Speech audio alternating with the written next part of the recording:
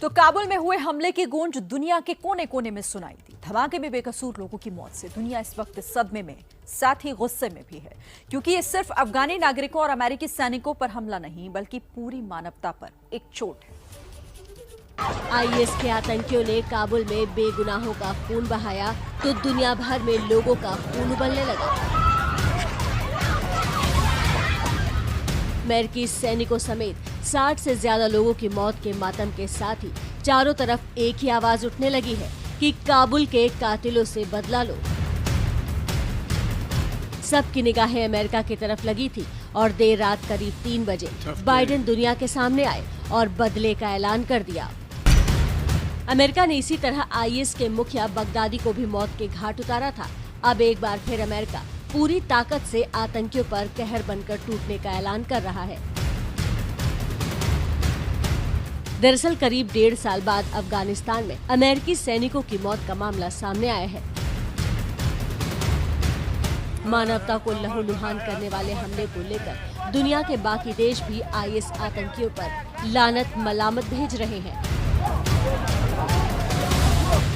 Britain के प्रधानमंत्री Boris Johnson Kabul में हुए हमले को बर्बर बता रहे हैं। भारत ने भी मानवता के कातिलों की कड़े शब्दों में निंदा की है। जर्मनी, फ्रांस, संयुक्त राष्ट्र सब एक सुर में आतंकी हमले पर दुख जता रहे हैं। अफगानिस्तान के हालात पर संयुक्त राष्ट्र के महासचिव ने सुरक्षा परिषद परमानेंट सदस्यों की बैठक भी बुलाई।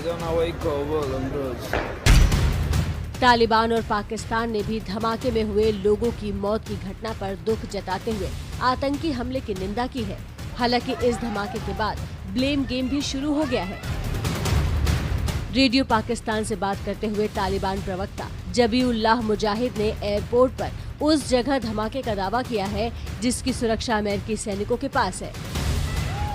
एक तरफ बेगुनाहों का खून बह रहा है और दूसरी तरफ एक दूसरे पर उंगली उठाई जा रही है, लेकिन परेशानी यहीं खत्म नहीं होती है, क्योंकि बेबस और बेकसूर लोगों पर ये मौत की आखिरी बारिश हो सकती है, गारंटी कोई नहीं ले सकता। अफगानिस्तान की डेडलाइन खत्म होने का काउंटडाउन चल रहा है, लेकिन आने वाले हर पल में मौत के बादल मंडरा रहे हैं।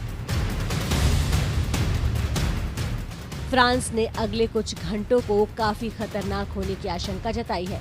अमेरिका ने भी आगे और हमले की आशंका जताई है। अमेरिकी रक्षा विभाग ने दावा किया है कि आतंकी संगठन आईएस कार बम से हमला कर सकता है, जिसका खतरा काफी ज्यादा है। आतंकी हमारे विमान को भी निशाना बनाने के फिराक में है।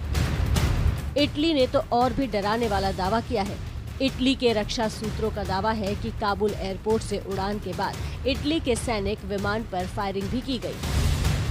आने वाले कुछ घंटे इसलिए भी खतरनाक है क्योंकि 2 दिन पहले ही ब्रिटेन ने G7 की बैठक में अमेरिका को हमले के खतरे से आगाह किया था। गुरुवार को भी ब्रिटेन की तरफ से हमले का खतरा बढ़ने की आशंका से पहले ही आगाह किया गया था। हमले की आशंका अमेरिका को भी थी। गुरुवार सुबह और हमले से चंद मिनट पहले अमेरिका ने सुरक्षा अलर्ट जारी करते हुए कहा, काबुल एयरपोर्ट के गेट के बाहर हमले का अलर्ट है, इसलिए अमेरिकी नागरिकों को एयरपोर्ट की तरफ नहीं आने की सलाह है।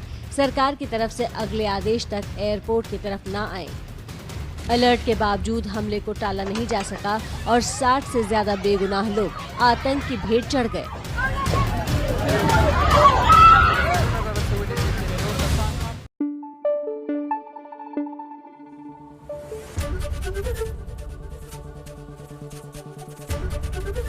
एबीपी न्यूज आपको रखे आगे।